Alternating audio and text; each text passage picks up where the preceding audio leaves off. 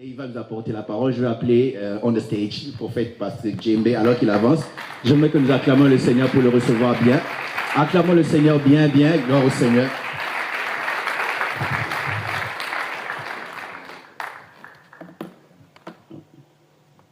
Alléluia. Dis à ton voisin, tu es au bon endroit. Tu n'as pas dit ça avec la conviction. Fais comme si tu étais en train de l'évangéliser. Dis-lui que tu es au bon endroit, tu es en train de faire la bonne chose. Est-ce que tu peux acclamer le Saint-Esprit pour ce qu'il va faire dans ta vie? Si tu crois que le Saint-Esprit va faire quelque chose que tu n'as jamais vécu, alors tu dois donner une acclamation que tu n'as jamais donnée. Si tu crois que le Saint-Esprit va te dire des paroles que tu n'as jamais entendues, alors tu dois lui donner une acclamation que tu n'as jamais donnée. Si tu crois que ta vie est en train de changer, si tu crois que sous le son de ma voix, le Saint-Esprit est en train de t'introduire dans une nouvelle dimension de puissance et de gloire, crie avec moi Jésus. Alléluia. Te restant debout, je veux que tu élèves les mains vers le ciel. Est-ce que je peux avoir mon frère pianiste? J'aimerais que tu m'oublies parce que c'est vrai que je suis devant toi, mais je ne peux rien faire pour ta vie. C'est Jésus qui peut tout faire. Je veux que tu élèves les mains vers le ciel. Nous avons nos yeux fermés. Pense à Dieu qui t'a emmené en cet endroit. Pense à Jésus-Christ de Nazareth qui n'a pas changé et qui a un plan parfait, précis concernant ta vie. Pense à l'œuvre de la croix. Je sais que tu as peut-être eu une semaine qui n'était pas du tout facile. Peut-être que la situation que tu vis ici en France, à Paris, n'est pas peut-être facile pour toi et que ça te prend de l'énergie, ça prend ta pensée, ça te crée des soucis. Tu penses à cela tout le temps, mais j'aimerais que maintenant, pendant quelques secondes, que tu puisses oublier cela. Peut-être que ton corps est habité par une maladie qui travaille ton corps, qui fait que tu n'as pas la paix. Mais je veux que pour quelques secondes, que tu puisses oublier cela. Je veux que tu fermes tes yeux, que tu élèves tes mains vers le ciel et que tu considères la présence de celui qui vit à jamais. Comme nous l'avons dit dans le cantique, il y a quelqu'un qui est assis sur le trône. Il y a quelqu'un qui est assis sur le trône. Devant lui, les 24 veillants se prosternent. Devant lui, ils disent à toi l'honneur, la gloire et la puissance. Devant lui, il y a une mer de verre, de cristal, qui est fait pour nous, pour que nous puissions avoir son esprit.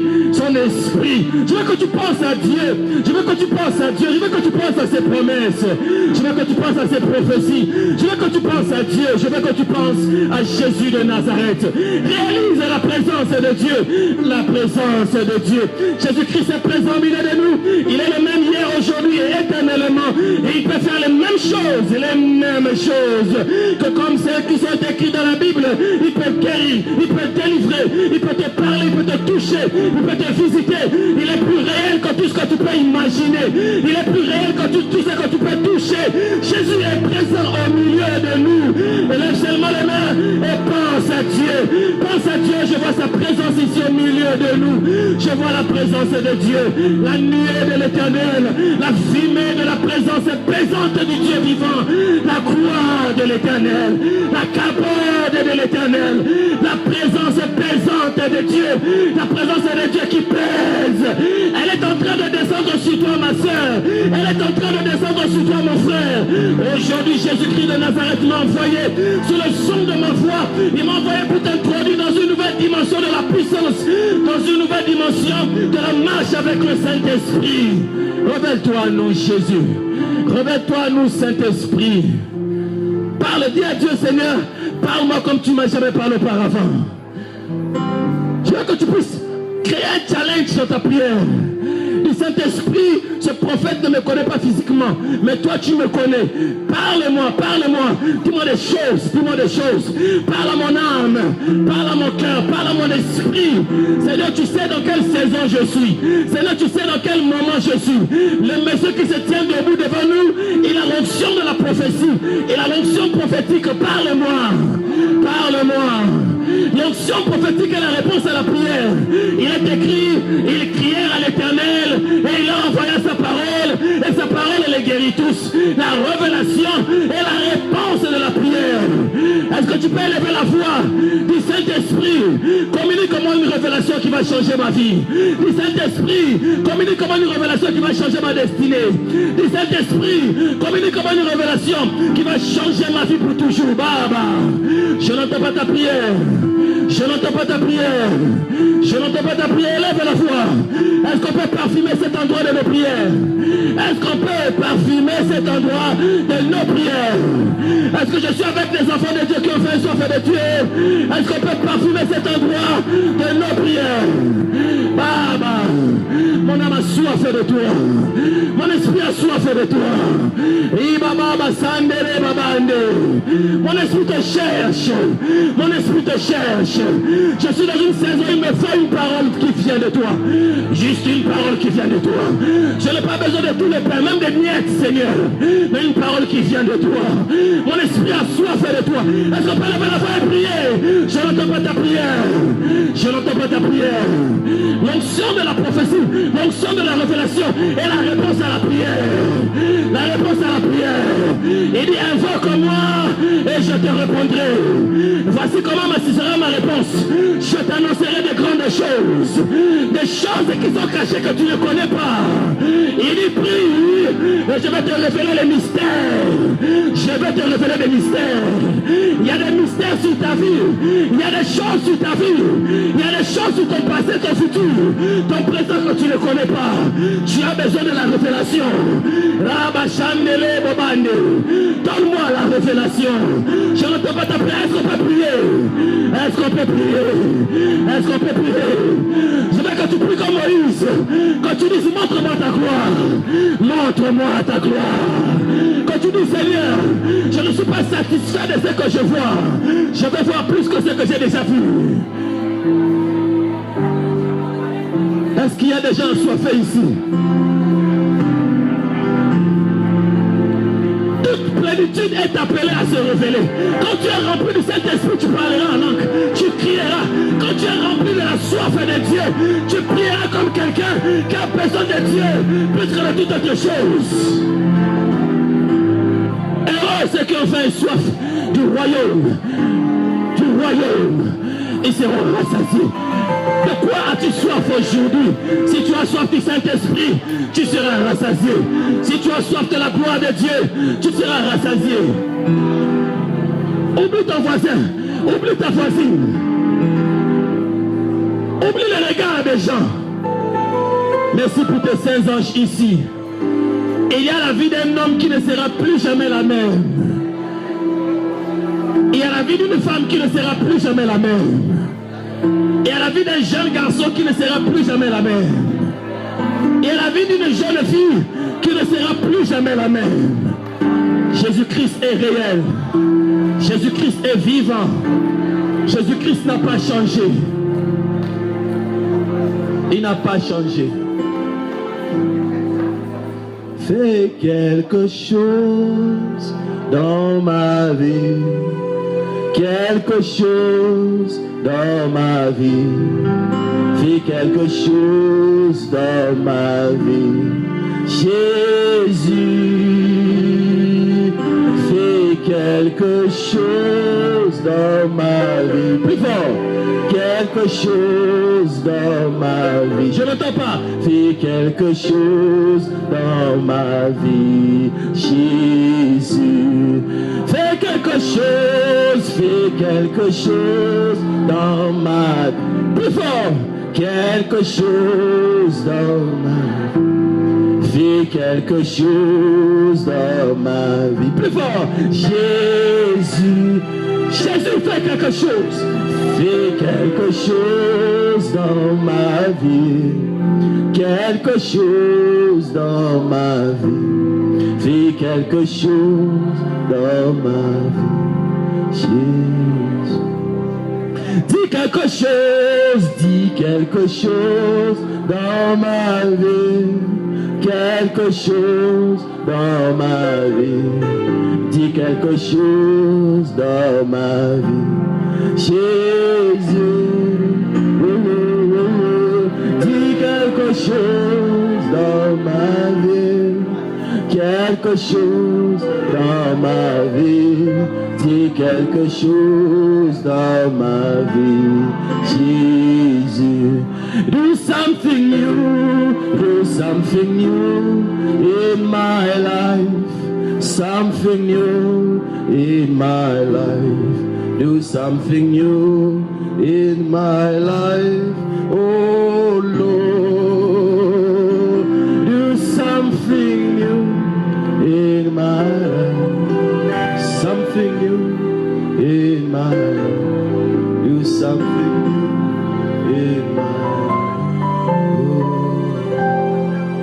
Saint-Esprit, ils entendront ma voix, mais ce sera la parole de Dieu. Ils entendront ma voix humaine, mais ce sera ta parole. Il est écrit, puisque les hommes n'ont pas pu connaître Dieu dans sa sagesse, il a plu à Dieu de sauver le monde par la folie de la prédication. Parce que, Seigneur, je suis ton serviteur que tu as envoyé. Je prie, Seigneur, que pendant que je serai en train de parler, que des miracles s'accomplissent, que des vies soient changées. Sauve tes enfants. Accorde-leur le salut, le sotéria. Accorde-leur la délivrance. Accorde-leur la restauration. Accorde-leur la guérison. Visite les vies, Seigneur. Au nom de Jésus, celui qui n'a pas changé. Si tu crois que Dieu m'a envoyé pour toi et que quelque chose de nouveau va se passer dans ta vie, acclame très fortement Jésus-Christ de Nazareth. À lui la gloire, l'honneur, la puissance. Plus fort. Plus fort. Plus fort. Alléluia. Amen, amen. On va rester debout. On prend la Bible. Tu prends ta Bible. On va lire deux textes. Un dans l'Ancien Testament, un autre dans le Nouveau. On commence par celui du Nouveau Testament. Et nous allons dans le livre des Hébreux. Si tu n'as pas de Bible, va vers une personne qui a la Bible. Et dans Hébreux, nous allons lire Hébreux chapitre 1, verset 1 à 4. Alléluia. Si tu n'as pas de Bible, va vers une personne qui en a. Gloire à Dieu. Je vois que la majorité d'entre nous avons nos Bibles. On va lire Hébreux 1, 1 à 4. Lisons à haute voix. Après avoir autrefois, à plusieurs reprises et de plusieurs manières, parlé à nos pères par les prophètes, Dieu, dans ces derniers temps, nous a parlé par le Fils, qu'il a établi héritier de toutes choses, par lequel il a aussi créé le monde, et qui étant le reflet de sa gloire et l'empreinte de sa personne, et soutenant toutes choses par sa parole puissante, a fait la purification des péchés, et s'est assis à la droite de la majesté divine dans les lieux très élevés, devenu de temps supérieur aux anges, qu'il a hérité d'un nom plus excellent que le leur. Quelqu'un dit Amen. Amen. On prend dans l'Ancien Testament un texte très très connu. Il est dans le livre de Joël. Alléluia. J'ai dit que c'est connu. Est-ce que tu peux imaginer c'est dans quel chapitre? Joël 2, ok. On prend Joël 2. Est-ce que tu peux imaginer, on va commencer à partir d'où? Imaginez. Alléluia. On va commencer à partir du verset 26. Amen. 26 à 32. Joël chapitre 2, le verset 26 à 32. Fournis un effort dans ton esprit, oublie tout ce que tu as déjà entendu sur ce texte-là. Et je sais que ce n'est pas facile. Surtout les pentecôtistes que nous sommes. Amen.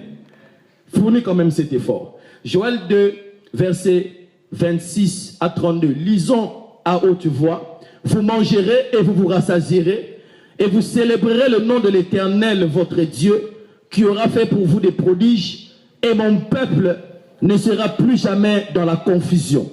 Et vous saurez que je suis au milieu d'Israël, que je suis l'Éternel, votre Dieu, et qu'il n'y en a point d'autre. Et mon peuple ne sera plus jamais dans la confusion. Après cela, je répandrai mon esprit sur toute chair. Vos fils et vos filles prophétiseront. Vos vieillards auront des songes, et vos jeunes gens des visions. Même sur les serviteurs et sur les servantes, dans ces jours-là, je répandrai mon esprit. Je ferai paraître des prodiges dans les cieux et sur la terre, du sang, du feu et des colonnes de fumée. Le soleil se changera en ténèbres et la lune en sang, avant l'arrivée du jour de l'Éternel, de ce jour grand et redoutable. Alors, quiconque invoquera le nom du Seigneur sera sauvé. Le salut sera sur la montagne de Sion et à Jérusalem, comme a dit l'Éternel, et parmi les réchappés que l'Éternel appellera. Quelqu'un dit c'est la parole du Seigneur. Nous pouvons nous asseoir devant la présence de Dieu.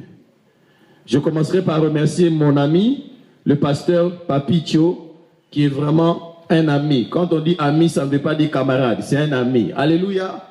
La différence, c'est que le camarade, il est avec toi parce que vous avez la même lutte. Vous avez peut-être le même ennemi. Mais l'ami, il est avec toi parce qu'il est avec toi. Alléluia. C'est vraiment un ami et je peux témoigner son amitié, sa foi dans le Seigneur. Quand il m'a dit, est-ce que tu peux venir apporter la parole? Et qu'on discutait sur le thème, le Saint-Esprit a fait naître ce thème dans mon cœur qu'on va partager tout à l'heure. L'Esprit, l'onction et la gloire. Quelqu'un dit Amen. Donc, pasteur Papicho, tu as toute mon amitié et mon soutien dans cette œuvre. Et je sais que le pasteur Noëlla n'est pas là, il est à Kinshasa. C'est un grand frère à moi. Alléluia. Et donc, vous lui passerez mes salutations. Est-ce qu'on peut acclamer pour notre pasteur Papicho et le pasteur Noëlla, qui sont en train de faire un très grand travail ici à l'église Parole de Salut en France. Gloire à Dieu. Je vais fournir cet effort ensemble avec vous de ne pas trop vous dire ce que vous savez déjà, même si le Saint-Esprit est toujours en train de nous répéter certaines vérités que des fois on oublie. Mais ma prière est que pendant que je serai en train de parler, que la soif de la présence de Dieu puisse naître dans ton cœur. Et que non seulement la soif de la présence de Dieu puisse naître dans ton cœur, que Dieu puisse se révéler à toi. Donc tu n'as même pas besoin d'attendre la fin du message pour être visité par Dieu. Quelqu'un dit Amen avec moi. Est-ce qu'on peut se connecter par la foi? Connecte-toi à l'onction qui est en train de couler ici. Le Saint-Esprit, voici un nom dont beaucoup de gens parlent sans pourtant même connaître c'est quoi le Saint-Esprit, pour ne pas dire c'est qui le Saint-Esprit. Venant moi d'une église des assemblées de Dieu, nous avions une autre conception du Saint-Esprit qui, je crois à l'époque, je sais qu'elle a beaucoup évolué, on parlait du Saint-Esprit seulement quand il s'agissait de parler en langue. On a associé le Saint-Esprit au parler en langue parce que depuis le grand réveil spirituel de Azusa Street de 1906 à Los Angeles par William Seymour, il y avait ce réveil sur ce qu'on appelle un bon terme théologique, la glossolalie, le parler en langue.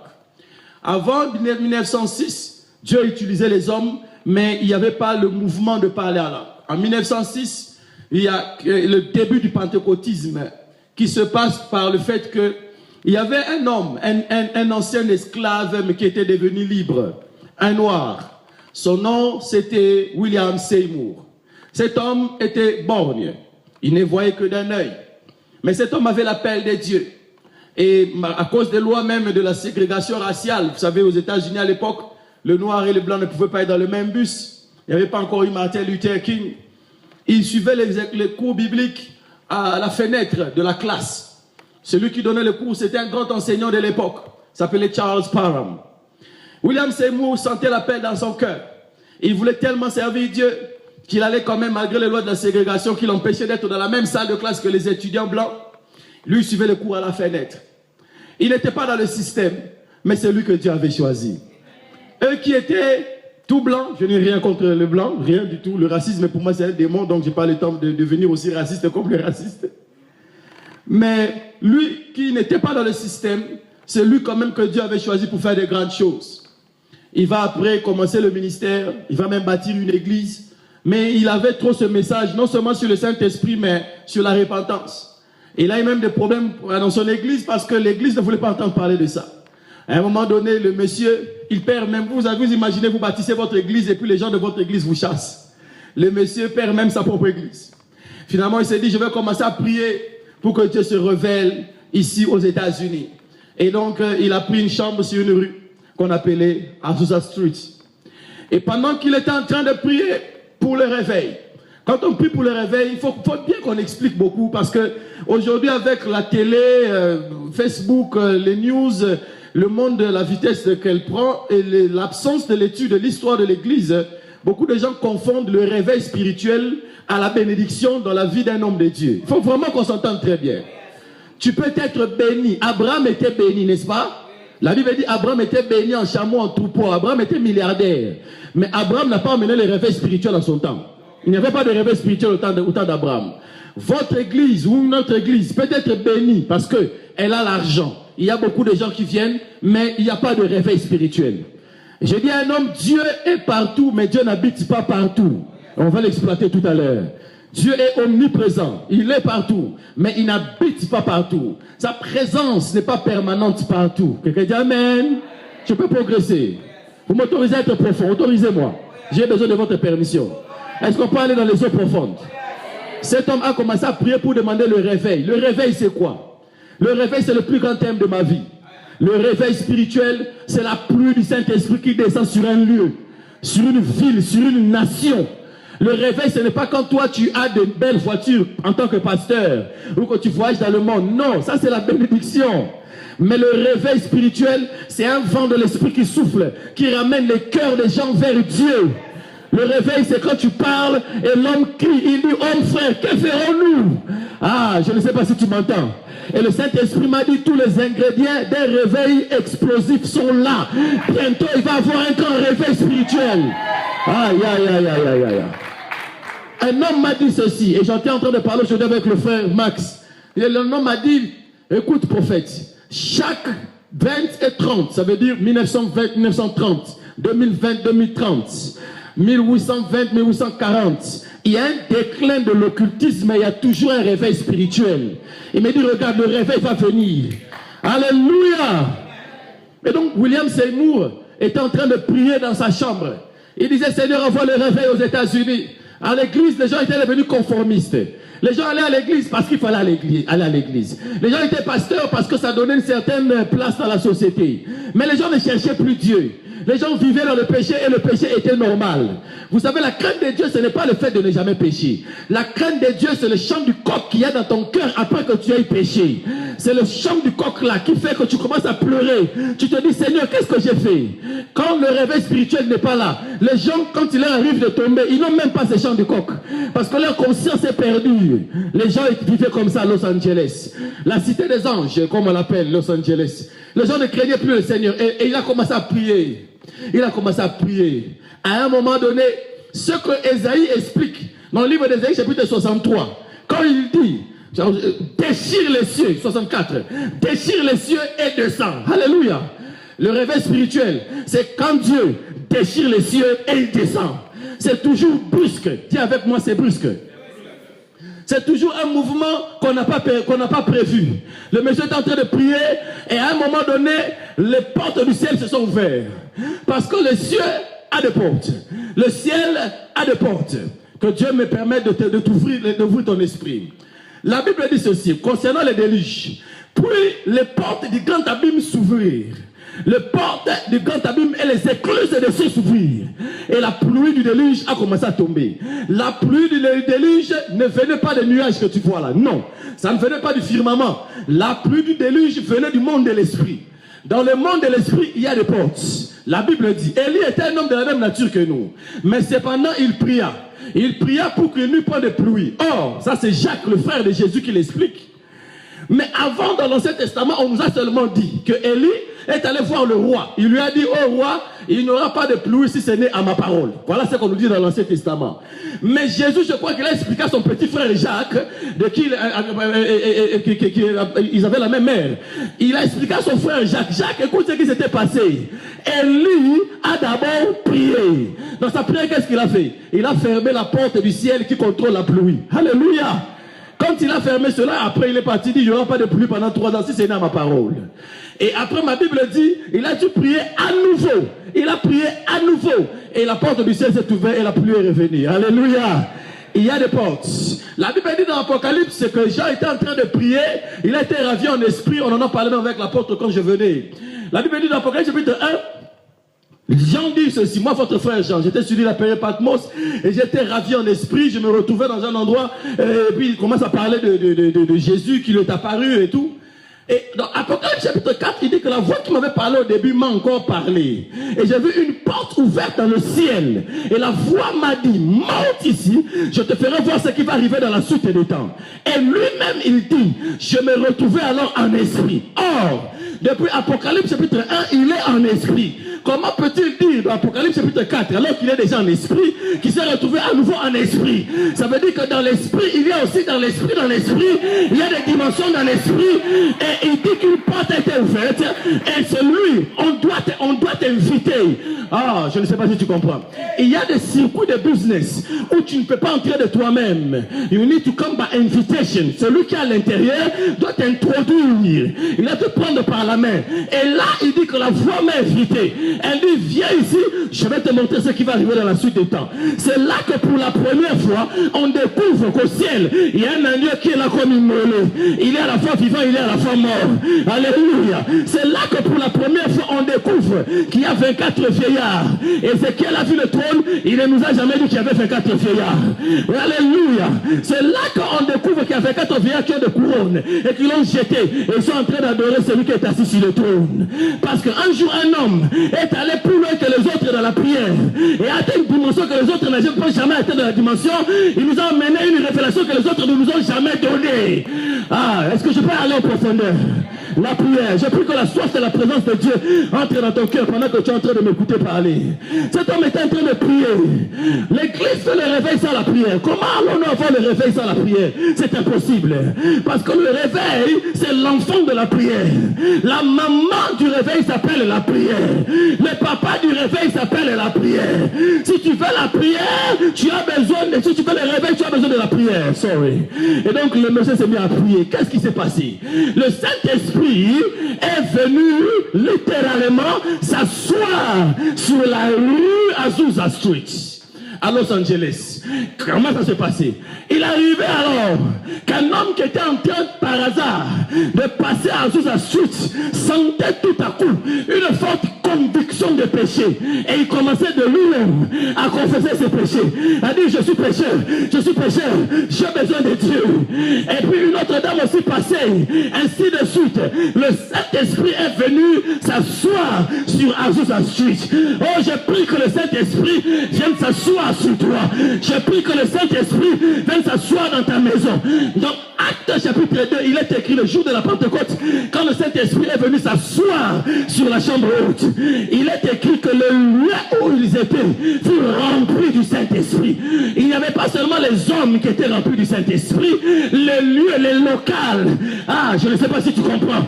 Les lieux, la maison, les chambres furent remplis de la présence du Saint-Esprit. Je vais te faire redécouvrir le Saint-Esprit. Ah, le Saint-Esprit est venu donc s'asseoir.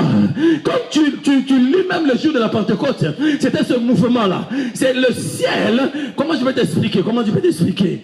C'est comme, vous savez, souvent en Afrique, on a des tentes. C'est comme un homme qui est dans une tente. Et puis il pleut.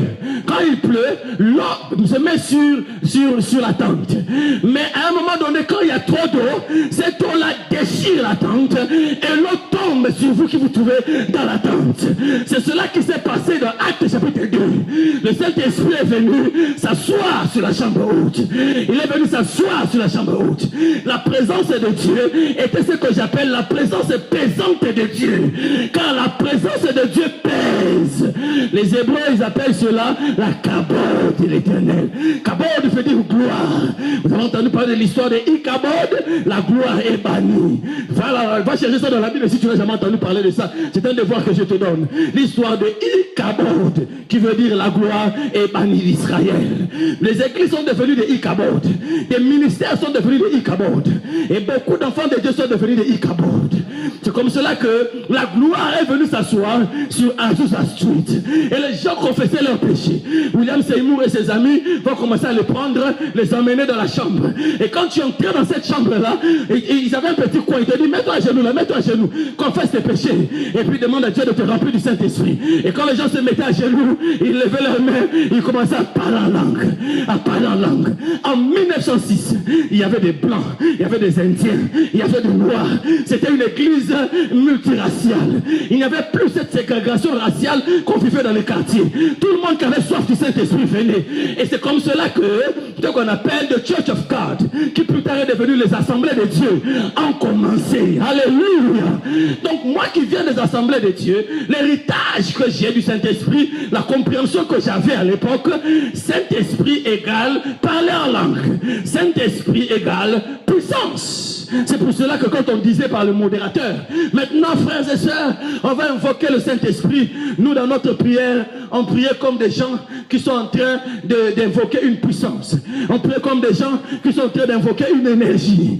Donc mais maintenant on disait invoquer le Saint-Esprit. Et les gens invoquaient comme une énergie qui va venir de quelque part et qui va tout à coup tomber sur nous. La conception du Saint-Esprit que beaucoup de gens ont, c'est cela. Quand on dit Saint-Esprit, les gens voient directement les effets physiques du Saint-Esprit. Les gens ne comprennent pas. C'est qui le Saint-Esprit? Je les comprends aussi parce que si je me mets à la place des Juifs qui ont marché avec le Seigneur, il devait avoir une certaine confusion. Ma Bible dit ceci, qu'on attendait le Messie, nous savons l'histoire, on attendait le Messie, tout le monde attendait le Messie. Les gens attendaient le Messie, ils n'attendaient pas le cousin du Messie, ils attendaient le Messie.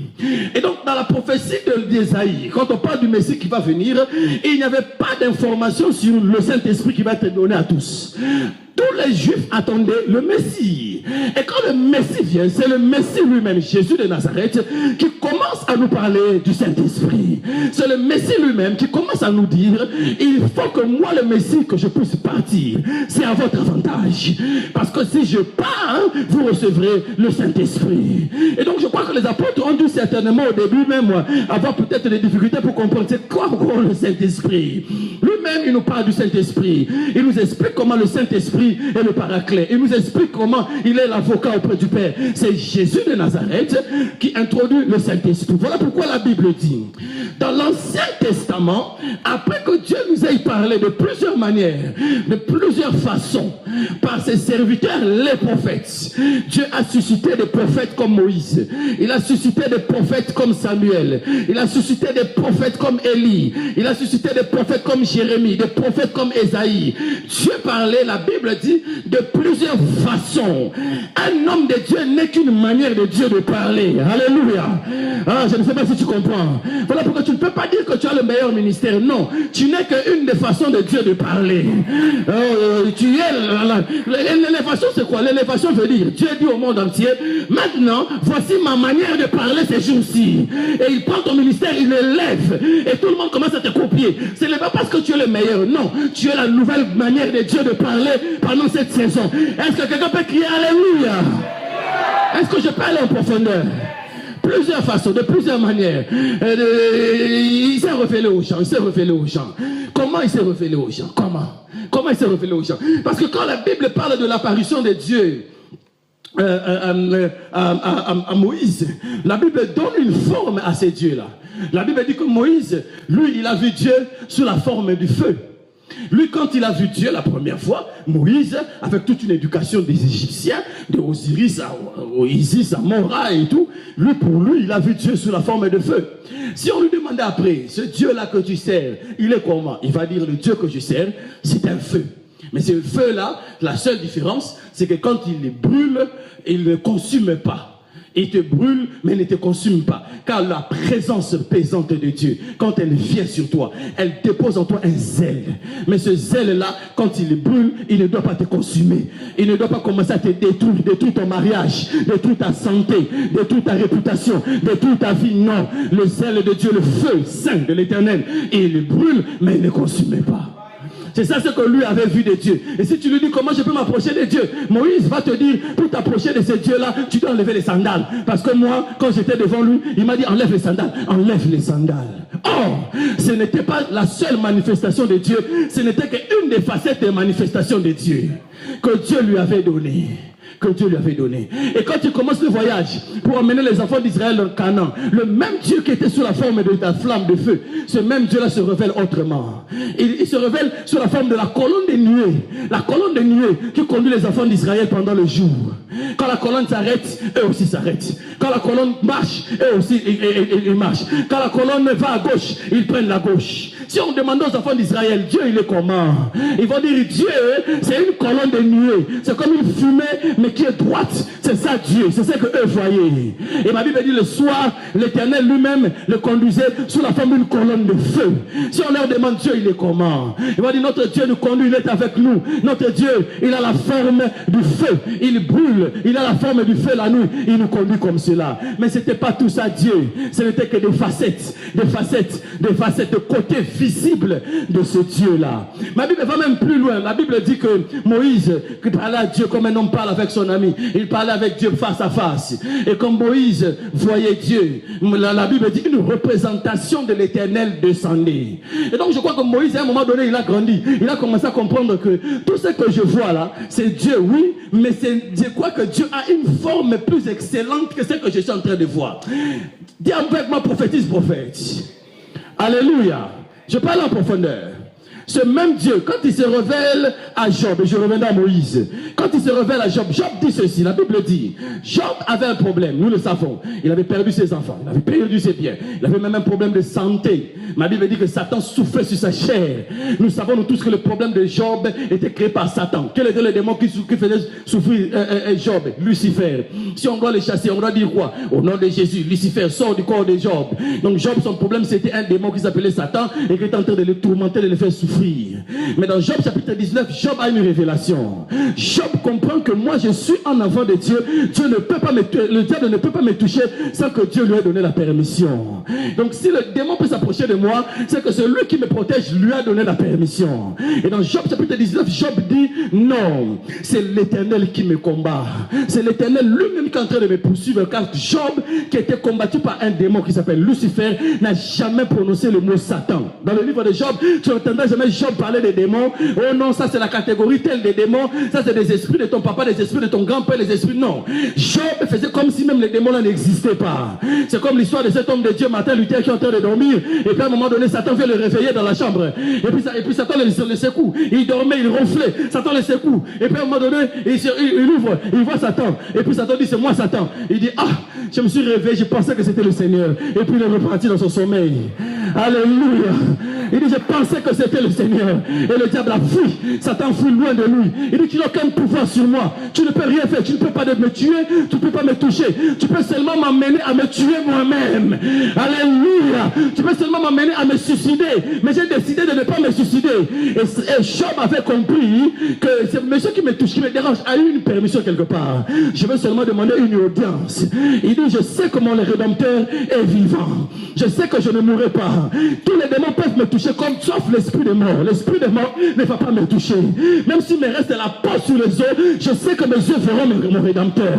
J'aurai une audience avec lui. Et je sais que le jour où je le verrai, il changera ma vie.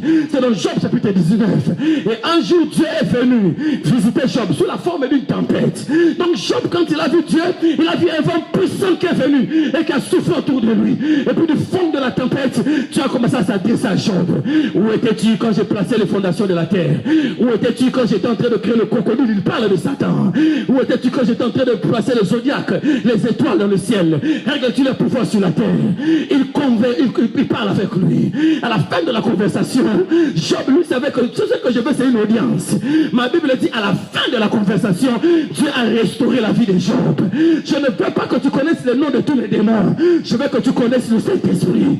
Je veux que tu connaisses l'Esprit de Dieu. Je veux que tu connaisses la présence de Dieu. En fait, le monde a besoin de quoi? Le monde a besoin de la présence de Dieu. Nous sommes comme le temps de Jésus où les Grecs ont fait un voyage. Ils sont venus dire aux disciples de Jésus, ils ont dit à André, oui. Ils ont dit à Philippe, ils ont dit Philippe, oui. Nous voulons voir Jésus. Nous sommes des Philippe à qui le monde vient et le monde dit Philippe, montre-nous Jésus. Nous voulons voir Jésus. Nous avons besoin de la présence de Dieu. Et puis Philippe, au lieu de les amener à Jésus, Philippe les emmène viennent chez André. Il dit, André, les Grecs ont dit qu'ils veulent voir Jésus. Les Grecs disent, lui c'est qui? Ils disent, lui c'est Jésus. Non. Lui c'est qui? Lui c'est André. On n'a pas besoin d'André. Les Grecs, c'est les gens de ce monde. Quand ils viennent à l'église, ils ont besoin de Jésus. Quand ils s'approchent de toi, ils ont besoin de Jésus. Arrête de leur donner les explications sur Jésus. Ils ont besoin de Jésus. Arrête de leur donner les histoires sur Jésus.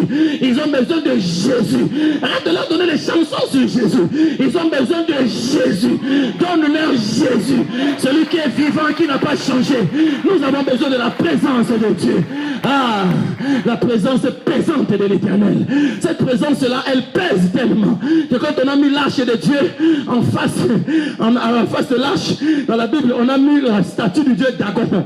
La présence pesante de Dieu a fait que le matin, on a trouvé la statue de Dagon prosternée, la tête de Dagon brisée, et puis on a remis encore Dagon debout. Le lendemain, on est revenu, on a trouvé les bras de Dagon brisés. Oh, que cette présence présente de l'Éternel marche avec toi. Que la puissance occulte de tes ennemis tombe au nom de Jésus, devant la gloire de Dieu dans ta vie. La présence de Dieu. Donc Job, si je dis, ah Job, dis-moi, parce que tu as dit, mes oreilles avaient entendu parler de toi. Maintenant, mon œil t'a vu. Quand tu as vu Dieu, tu l'as vu comment? Il va dire, ah Dieu, quand je l'ai vu sous la forme d'une tempête, d'un tourbillon, comme le Mistral, comme Katrina. Voilà ce que moi j'ai vu. Tout tombait autour de lui. Les arbres étaient déracinés. Voilà ce que moi j'ai vu. Voilà ce que moi j'ai vu. Et ce même Dieu-là, il a commencé à prendre des formes. Et puis quand il est venu devant le prophète Élie, Élie était un homme qui était introduit dans les mystères de Dieu. Élie marchait avec Dieu. Un jour, Élie lui dit, Élie dit, Seigneur, je vais te voir. Et Dieu dit, ok, je vais passer. Et ma Bible dit qu'il y a eu un feu, comme au temps de Moïse. Mais la Bible dit, Dieu n'était pas cette fois-ci dans le feu. Et puis ma Bible dit, il y a eu une tempête, comme au temps de Job. Mais ma Bible dit, Dieu n'était pas dans la tempête. Il y a eu un tremblement de terre, comme au temps de Moïse. Mais Dieu n'était pas dans le tremblement de terre. Il y a eu un vent puissant, Dieu n'était pas là. Et puis après, il y a eu un murmure doux et léger. Écoutez, s'il y a une tempête qui passe, un vent puissant, et puis après, il y a un vent doux et léger, honnêtement, personnellement, je dirais que c'est la suite de ce vent-là. C'est seulement ce vent-là qui est en train de se calmer, qui va vers sa fin. Pour que tu sois capable de reconnaître que ce petit vent-là n'est pas la suite du grand vent qui vient de passer, c'est que même la peau de Élie connaissait la présence de Dieu. Est-ce que tu me suis? Est-ce que tu me suis? Quand tu es spirituel et que tes nerfs de l'esprit marchent très bien. Vous savez, dans Ézéchiel 37, quand il y a le miracle de la résurrection, qu'est-ce que le Saint-Esprit fait? La Bible dit, et les nerfs commencèrent à apparaître aux ossements. La première chose que le Saint-Esprit fait dans ta vie, quand tu commences à le découvrir, il fait naître en toi la sensibilité au Saint-Esprit. Il y a des endroits en tant que prédicateur où je vais prêcher, quand je prends le micro, je sens la présence d'une forte onction. Donc je sais déjà que le pasteur de cette église-là est très loin. Tu peux le sentir. Alléluia. Et donc lui a pu le sentir. Il dit, ouf, c'est le Seigneur. Et il s'est prosterné. Et le Seigneur a commencé à lui parler. Donc si je demandais, ah Élie, dis-moi, Dieu il est comment? Il va dire, ah Dieu, si c'est le vent, c'est pas lui. Si c'est le tourbillon, ce n'est pas lui. Si tu vois le feu, Dieu c'est toujours un vent doux et léger. Donc si je suis disciple d'Élie, nous on va toujours prier calmement. Dans le calme, parce qu'on sait que Dieu, quand il vient rencontrer un homme, il vient toujours comme un vent doux et léger. Vous voyez? Mais tout cela, ce n'était pas la plus grande manifestation de Dieu. La plus grande manifestation de Dieu, à un moment donné, on a même pu croire que c'était Jésus de Nazareth. Ah oui, parce que la Bible dit ceci, que Jésus-Christ de Nazareth est la somme de toutes choses. Amen. Mais celui qui lui-même est la somme de toutes choses, qui est Dieu fait chair, qui habitait parmi nous, nous a parlé du Saint-Esprit. Il dit, il faut que je parte pour que vous receviez le Saint-Esprit. Pourquoi?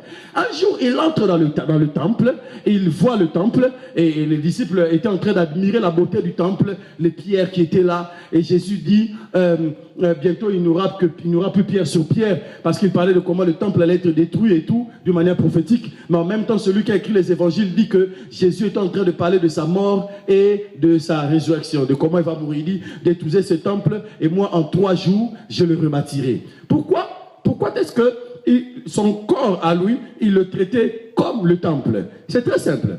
Parce que la même présence de Dieu qui était dans le lieu très saint, la présence de l'Éternel qui était dans le lieu très saint était la même présence de Dieu qui était dans son esprit. Est-ce que tu me suis? Ma Bible dit qu'en Jésus-Christ habitait corporellement la divinité. Jésus, quand il prêche, il dit un mystère. Personne n'a jamais vu Dieu. Dis avec moi personne. Je n'ai pas entendu. Personne. Il dit personne n'a jamais vu Dieu si ce n'est le Fils. Si tu dis que personne n'a jamais vu Dieu, ça pose un problème. Pourquoi? Parce que les Israélites avaient basé leur foi du judaïsme sur un homme puissant qui s'appelle Moïse. Et la Bible dit que Moïse parlait avec Dieu face à face comme un homme parle avec son ami. Donc quand Jésus dit que personne n'a jamais vu Dieu, donc Jésus est en train de dire que Moïse a marché avec Dieu sans jamais le voir tel qu'il est. Ça pose un problème. Si Jésus dit personne, ça veut vraiment dire que même au ciel, les anges qui servent le Seigneur ne voient pas la face de Dieu. Et c'est vrai. Parce que la Bible dit que là-bas au ciel, il y a des séraphins. Les séraphins, les chérubins, qui sont autour de la présence de Dieu. Ils ont des ailes, 6, et ils se servent de 2 ailes pour faire quoi? Pour couvrir leurs yeux. Ils sont devant Dieu, mais ils ne le voient pas. Ça peut te choquer. Parce que Dieu est invisible même aux invisibles.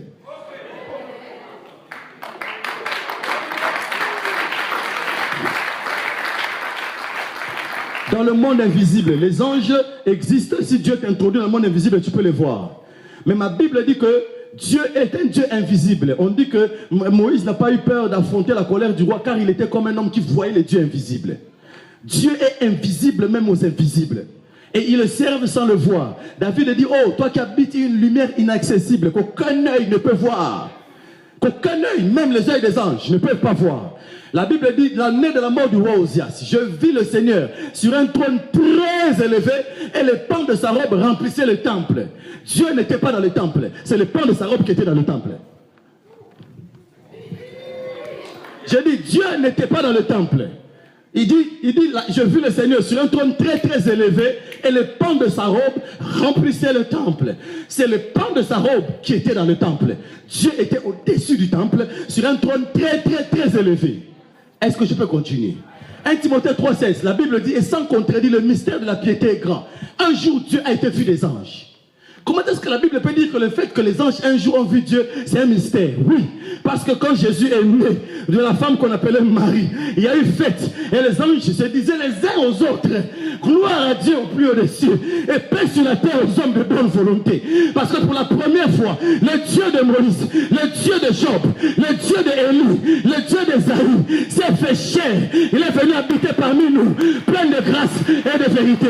Après avoir parlé de plusieurs manières à nos pères par le passé, Dieu, en ces temps qui sont les derniers, s'est révélé à nous au travers de Jésus-Christ. Mais c'est Jésus-Christ de Nazareth a regardé le temple et il a dit, ce qu'il y a dans le temple se trouve au-dedans de moi. Détruisez ce temple et moi en 3 jours je le rebâtirai. Et quand il a dit Tetelestai, tout est consommé, tout est accompli, la Bible dit une main a déchiré le voile qui séparait le lieu saint du lieu très saint.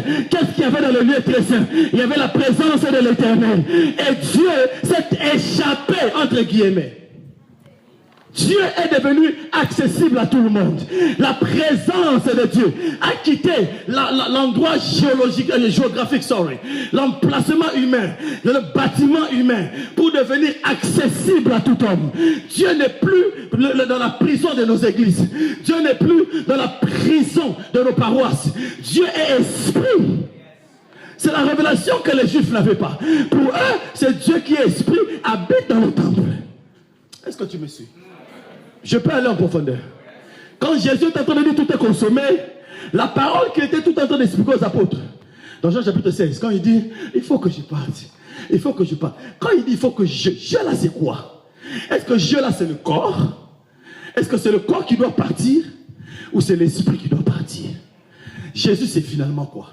C'est le corps ou c'est l'esprit qu'on est dans de lui? Job dit en réalité dans un homme, c'est l'esprit. C'est le souffle du Tout-Puissant.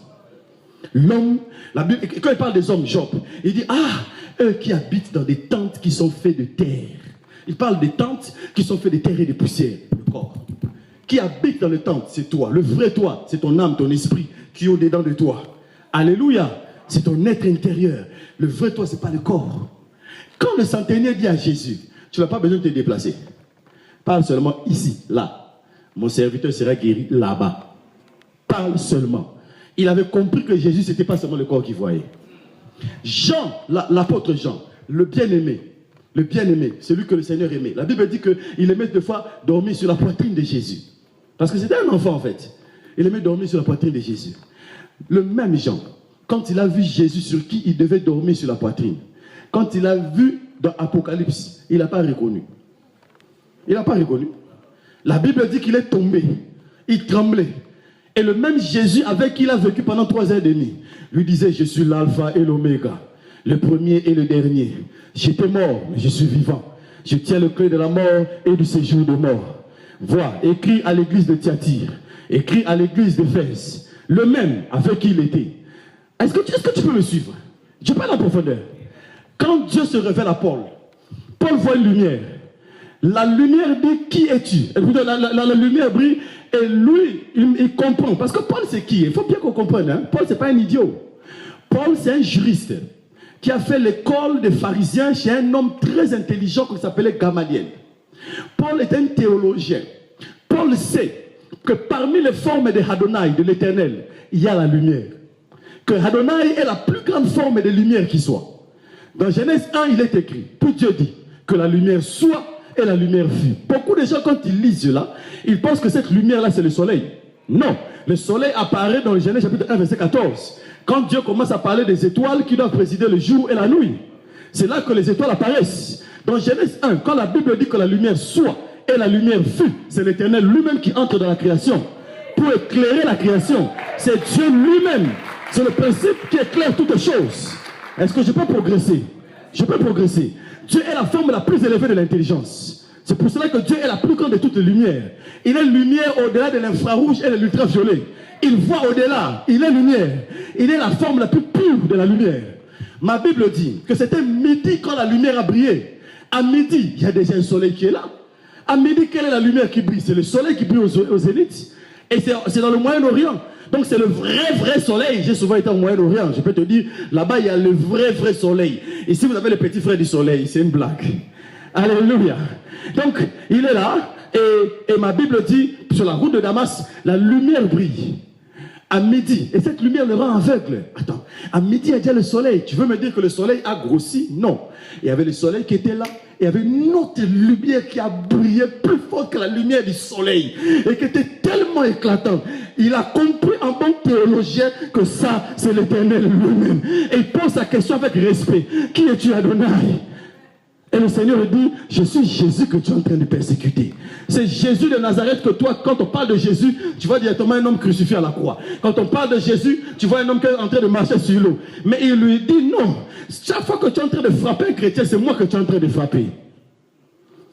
Chaque fois que tu es en train d'insulter un chrétien, c'est moi que tu es en train d'insulter. Je suis Jésus que tu es en train de poursuivre.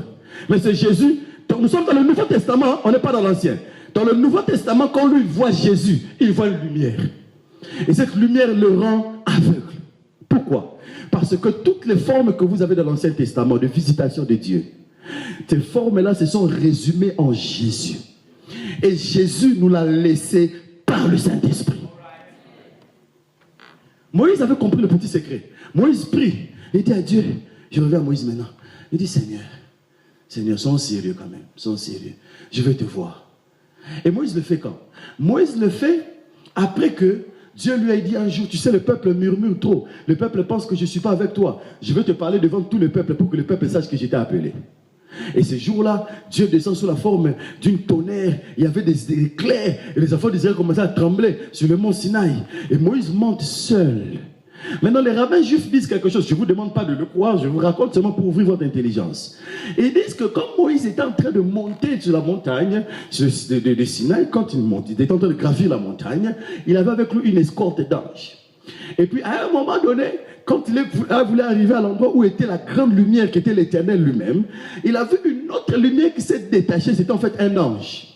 Mais cet ange-là, sa puissance, sa voix, tu peux penser que c'est l'Éternel. Alors, ils disent dans leur enseignement que la voix était tellement forte et puissante que même les anges de Moïse ont fui. Et la voix a posé seulement une question. Qui es-tu, fils d'Abraham, rempli de péché, pour monter ici? Et Moïse a commencé à trembler et la voix a dit, le Seigneur a dit lui-même, laisse-le monter, c'est moi qui l'ai fait, qui ai demandé à ce qu'il vienne. Parce qu'il y a un côté de Dieu, et je vais en parler bientôt quand on va prier, et je veux que tu réalises ça. Il y a un côté de Dieu qui est tellement pur, tellement saint, que même si tu es un homme de Dieu, quand tu veux accéder à cette dimension, tu dois remplir certaines conditions de la sainteté. Quelqu'un dit amen. Parce que l'ange appelait justice, il s'appelle justice. Si tu veux le voir, il t'apparaîtra aujourd'hui. Cet ange-là est là pour sécuriser les intérêts de Dieu. Et les intérêts de Dieu s'appellent la sainteté. C'est cet ange-là qui va venir te donner le coup comme il a donné le coup à Jacob. C'est cet ange-là qui va venir, même si tu es un homme de Dieu. C'est la police de l'Éternel. Des fois, quand on t'arrête sur la route par la police, c'est parce que tu as fait quelque chose de mauvais. Des fois, c'est parce que tu as fait quelque chose de mauvais. Et il y a des ministères même qui ont été arrêtés. Il y a des ministres et des églises qui ont été stoppés, pas par les démons, mais par les anges de la justice. Les huissiers de justice de l'Éternel qui viennent et qui disent, bon, ici, il y a un problème, tu as un dossier au ciel. David le roi, ça veut dire le chef suprême de la justice dans le pays. Il dit quand même dans le psaume, je me lève contre toute langue qui se lève en justice contre moi. Parce que dans la présence de Dieu, des fois, les démons, les sorciers, Satan, surtout Satan, le diabolos, il introduit les dossiers contre nous. Alléluia. Et il nous accuse. Et la justice de Dieu peut entrer en action par des anges. Je ferme la parenthèse. Moïse maintenant comprend que ce qui descend de la présence de Dieu, ce qu'il voit, c'est pas vraiment Dieu. Et puis il dit, Seigneur, montre-moi ta face. Montre-moi ta face. Et le Seigneur dit, non, l'homme ne peut me voir et vivre. En d'autres termes, si tu veux me voir, tu dois mourir. C'est ça ce que ça veut dire. Et chaque fois que tu verras Dieu, quelque chose va mourir en toi.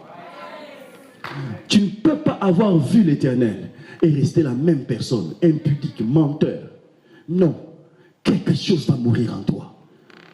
Je remets en cause beaucoup de gens qui disent qu'ils ont vu le Seigneur. Le Saint-Esprit m'a dit, beaucoup de gens prient, mais peu de gens voient le Seigneur.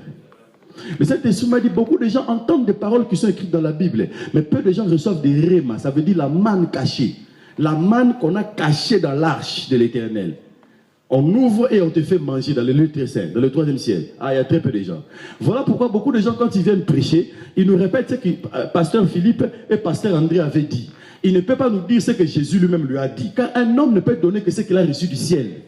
Et il y a des gens qui nous chantent, qui nous prêchent, mais qui ne nous communiquent rien. C'est normal parce qu'ils n'ont rien. Si tu n'as rien, tu vas donner quelque chose, mais cette chose-là s'appelle rien. Je parle en profondeur. Tu peux te tenir ici, parler et ne pas nous communiquer la vie. Parce que tu n'as pas la vie en toi. Moïse dit non, moi je vais te voir. Le Seigneur dit, il n'y a pas de problème, tu peux me voir. Mais tu dois mourir. Il dit, je passerai devant toi, je proclamerai mon nom, tu me verras de dos. Et la partie visible de Dieu, à un moment donné, c'est ce dos-là, Jésus de Nazareth.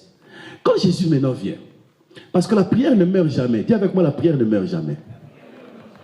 Si tu pries comme moi depuis des années pour voir le réveil spirituel, je te dis que tu verras le réveil spirituel. La prière ne meurt jamais. Tu peux mourir, mais ta prière ne va pas mourir. Il y a 6 villes en Inde qui ont eu récemment un réveil spirituel, il y a 15 ans. Un grand réveil spirituel. Mais ce réveil est le produit de la prière d'un jeune missionnaire qui était allé là-bas, ça faisait des années. Il a prêché, il n'a jamais eu de résultats. Il a prêché, il a évangélisé, il n'avait pas de résultats. Il a compris que le ciel de l'Inde était bloqué. Il a compris que la solution, c'était d'abord de dégager le ciel par la prière de l'intercession. Et il a commencé à prier pour le réveil. À prier pour le réveil. Après, il avait ces 6 villes-là qu'il citait tout le temps. Ces jeunes missionnaires américains aimaient tellement le réveil que quand il est mort, on a fait l'autopsie. On a trouvé que son cœur s'était déplacé de la gauche vers la droite. Parce que quand tu pries avec beaucoup de compassion et que tu presses avec la foi dans la prière et tu appuies avec la foi, des fois, il y a même des dommages collatéraux dans le corps. Car le corps humain rempli de péché ne peut pas supporter la gloire. Tu peux aller en profondeur. Il y a des onctions quand ça descend sur toi, quelques temps après tu vas tomber malade. Ça va? N'aie pas peur, hein? Je t'ai fait peur? Je peux continuer. Mais avant de mourir, il a prophétisé sur ces villes-là. Il dit, dans telle vie, il y aura le réveil. Dans telle vie, il y aura le réveil. Et il est mort. Il n'a pas vu le réveil. Mais actuellement, dans ces villes-là, il y a un réveil puissant. Il y a même un homme de Dieu qui a un ministère, il a toute une télé, il a des millions d'âmes, parce que l'Inde c'est plus d'1 milliard d'habitants. Il y a des millions d'âmes, il y a un grand ministère. Et chaque fois il parle de l'histoire de cet homme, il dit, nous sommes le produit de la prière de ces jeunes missionnaires. Il a cru qu'il y aura les réveils spirituels. Et Moïse avait prié, il a dit, Seigneur, je vais te voir. Et Dieu a répondu, il dit, il y a une condition, tu dois mourir. Voilà ce que ça voulait dire. Et Moïse est mort. Moïse est mort, il est même mort en bonne santé. C'est Dieu lui-même qui l'a tué. Et Dieu lui-même a fait l'enterrement. Dieu lui-même a fait le deuil. Et puis Dieu a tout fait que les anges viennent prendre son corps après. Et Dieu lui-même a fait tout que son bâton, celui qu'il avait utilisé pour ouvrir l'eau, qui était devenu serpent, ce bâton-là aussi est parti avec lui, je crois. Ça n'engage que moi. Les enfants d'Israël ont cherché le corps, ils n'ont jamais trouvé. Et puis dans Marc, il est écrit, un jour Jésus, lui la réponse à toutes les prières, lui la somme des choses visibles et invisibles, est allé sur une montagne appelée la montagne de la transfiguration, sur le mont des Oliviers. Et ma Bible dit, Jésus s'est transfiguré. Et tout à coup, les apôtres ont vu autour de Jésus Élie et Moïse. Élie, c'est le monsieur qui voulait voir Dieu. Et puis Dieu avait été venu sous plusieurs formes. Et la dernière, c'était le vent. Moïse, c'est celui à qui on avait dit, tu peux me voir de dos seulement maintenant. Mais tu ne peux pas me voir, sinon tu vas mourir. Et quand il est mort, il a rempli la condition pour voir la face de Dieu. Parce que si tu es déjà mort, tu n'as plus peur de la mort. En Côte d'Ivoire, il y a un proverbe qui dit « Cabri mort n'a pas peur de couteau ». Une chèvre, un mouton qui est déjà mort n'a pas peur de couteau. Quand tu es mort dans les choses de ce monde, il y a des choses qui ne t'impressionnent plus. Quelque chose doit mourir. Et là, Moïse a vu la face de Dieu dans la personne de Jésus de Nazareth. Et la prière ne meurt jamais. Dieu a exaucé sa prière. Je vais aller rapidement.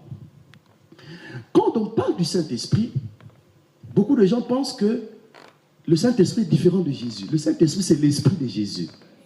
Quand Jésus rend l'Esprit, il rend le Saint-Esprit. Alléluia. Est-ce que je peux progresser? Le Saint-Esprit, il ne faut pas le confiner dans la puissance. Non. Le jour de la Pentecôte, en tant que pentecôtiste, pendant longtemps, j'ai cru que le jour de la Pentecôte, c'est le jour où le Saint-Esprit était descendu sur la terre. En tout cas, c'est comme ça que j'ai cru. Quand j'ai grandi en tant que prédicateur, j'ai relu la Bible, relu la Bible, relu la Bible. J'ai fait mes recherches et Joël chapitre 2 est venu m'éclairer.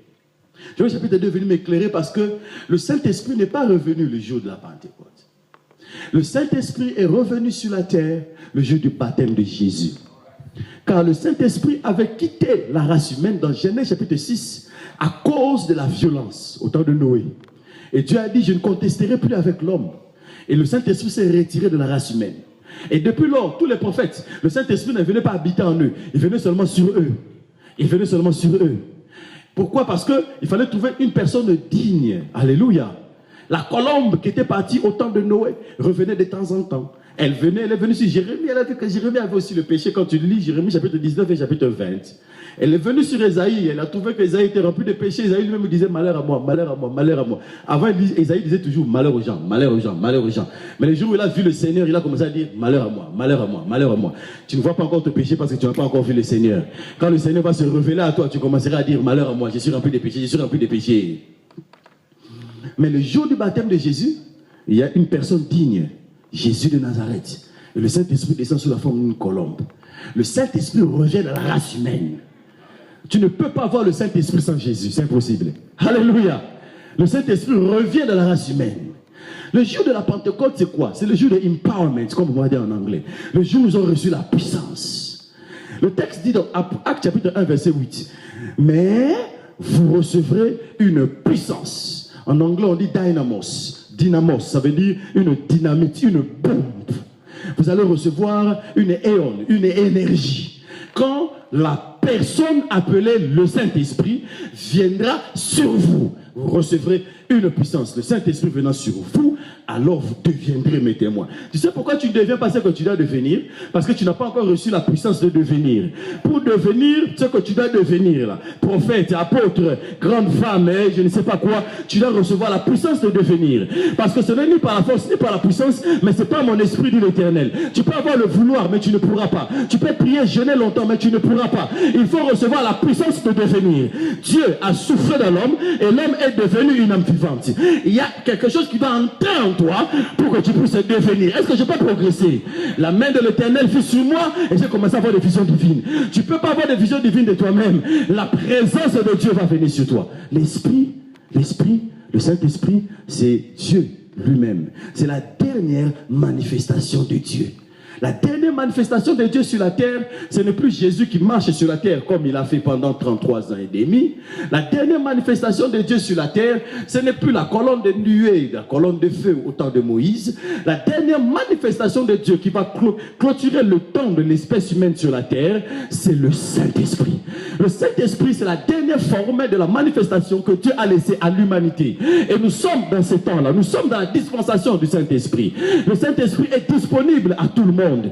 Voilà pourquoi, quand le Saint-Esprit vient se révéler à toi, tu peux ressentir exactement comme il s'était révélé dans l'Ancien Testament. Tu peux ressentir le feu, c'est le Saint-Esprit. Mais au moment où tu ressens un feu, ton voisin, lui, sent un vent puissant qui est en train de le faire tomber. C'est le Saint-Esprit. Pendant que lui est en train de tomber, sa voisine est en train de ressentir sur elle comme des picotements sur son corps. Un vent doux et léger qui est en train de souffler sur elle. C'est le Saint-Esprit. Pendant qu'elle est en train de pleurer à cause de cette présence qui rafraîchit sa vie, son voisin d'à côté, lui, est en train de voir un homme vêtu de blanc qui est en train d'apparaître devant lui. C'est le Saint-Esprit. Le Saint-Esprit, c'est la somme de toutes les manifestations de Dieu qu'il y a dans la Bible. Oh, je ne sais pas si je suis en train de parler à quelqu'un qui a soif de la présence du Saint-Esprit. Le Saint-Esprit, le Saint-Esprit. Avant qu'il puisse recevoir l'onction, dans Jean chapitre 20, Jésus a soufflé sur eux, sur les apôtres. Il dit, recevez le Saint-Esprit. Le Saint-Esprit est le souffle de Dieu. Ils ont reçu le Saint-Esprit. Et c'est d'ailleurs parce qu'ils avaient reçu le Saint-Esprit qu'ils ont pu choisir Matthias pour remplacer Judas, pour que le nombre soit à 12. Pourquoi le nombre doit être à 12? Parce que pour que la gloire puisse descendre comme au temps du prophète Élie, il faut mettre les 12 pierres. Il faut l'unité. Alléluia. Que la Bible dit, à l'heure de la présentation des offrandes, Élie le Tishbite s'avança et il a rétabli l'autel de l'Éternel sur le mont Carmel. Il a mis 12 pierres selon les 12 tribus d'Israël. Et il a demandé à ce qu'on puisse mettre un taureau, une offrande. Pourquoi est-ce qu'il n'y a pas la gloire dans nos églises aujourd'hui? Parce qu'il n'y a pas de sacrifice. La gloire ne descendra pas sur un autel vide. Il faut qu'il y ait un sacrifice. Le Saint-Esprit m'a dit, je cherche quelqu'un.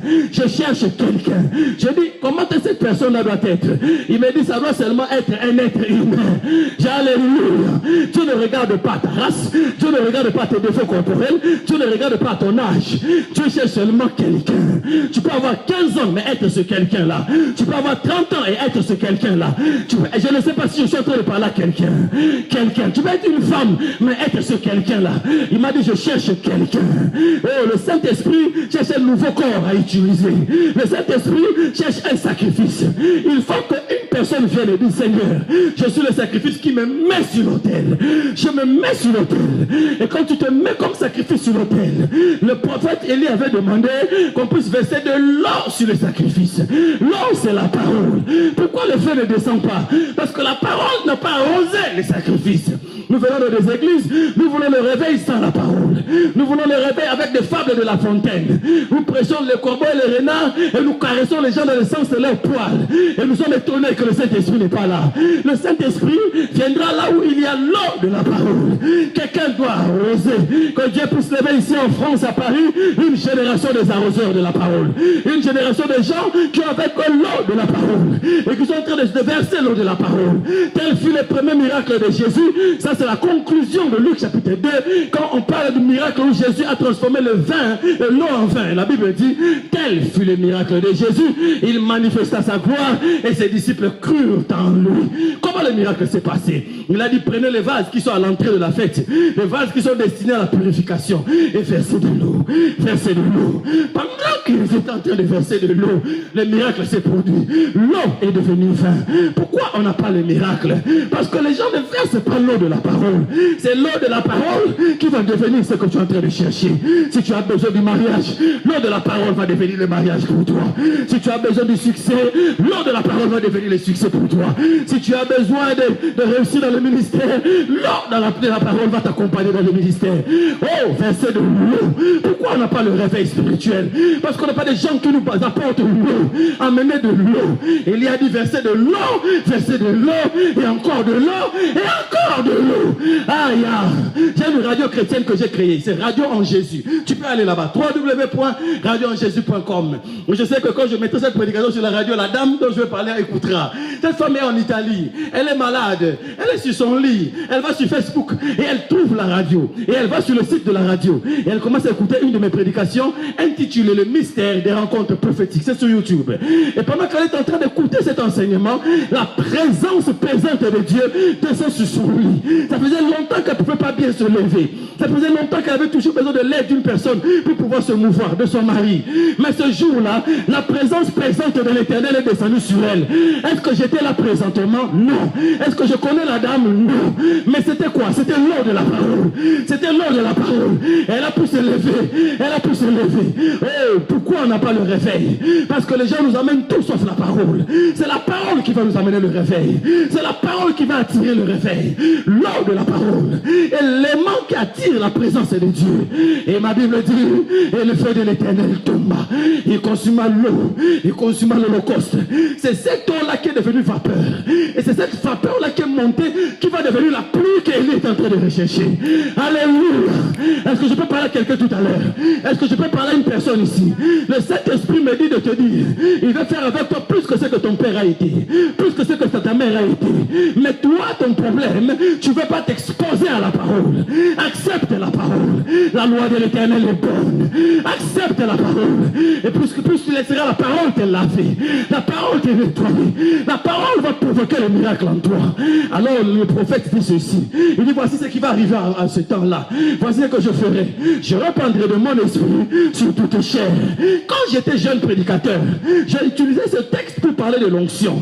J'ai utilisé ce texte pour parler de l'onction jusqu'à ce que le Saint-Esprit a commencé à m'expliquer que c'est plus que cela.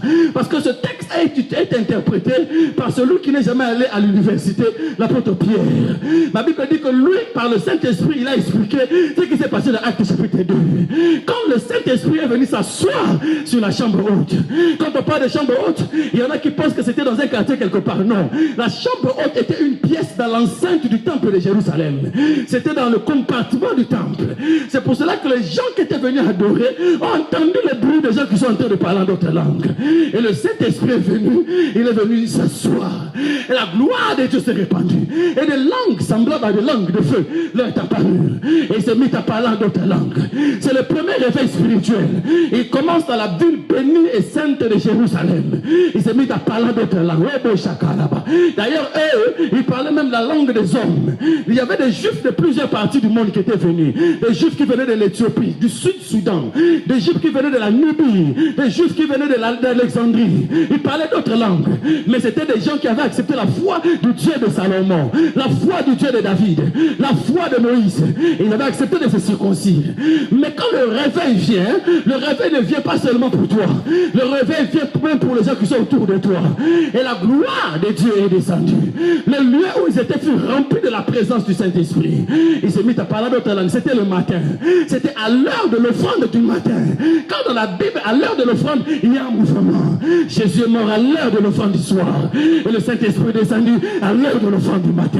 À l'heure de l'offrande du matin. Et les gens commençaient à dire, oh, peut-être qu'ils sont ivres. Ils sont peut-être ivres. Voilà pourquoi ils sont en train de parler en langue. Qu'est-ce qui leur arrive actuellement? Qu'est-ce qui est en train de se passer? Ils sont ivres. Alors le monsieur qui n'avait pas étudié vient et il se met devant eux. Il dit, c'est ici l'explication, l'accomplissement palpable et pratique de ce que Joël dit dans Joël chapitre 2 verset 8. Voici ce que l'Esprit de Dieu fera. Le Seigneur dit, dans les derniers temps, je répandrai de mon esprit sur toute chair. J'entends comme la voix des anges ici. Il y a une vie qui est en train d'être transformée. Alléluia. Alléluia. Connecte-toi à ce qui est en train de se passer ici. Something is happening. Il y a la vie d'un homme qui est en train d'être transformée. Je vois comme de l'eau qu'on est en train de verser sur toi. Je vois comme de l'eau. Waouh. Quelque chose est en train de se passer.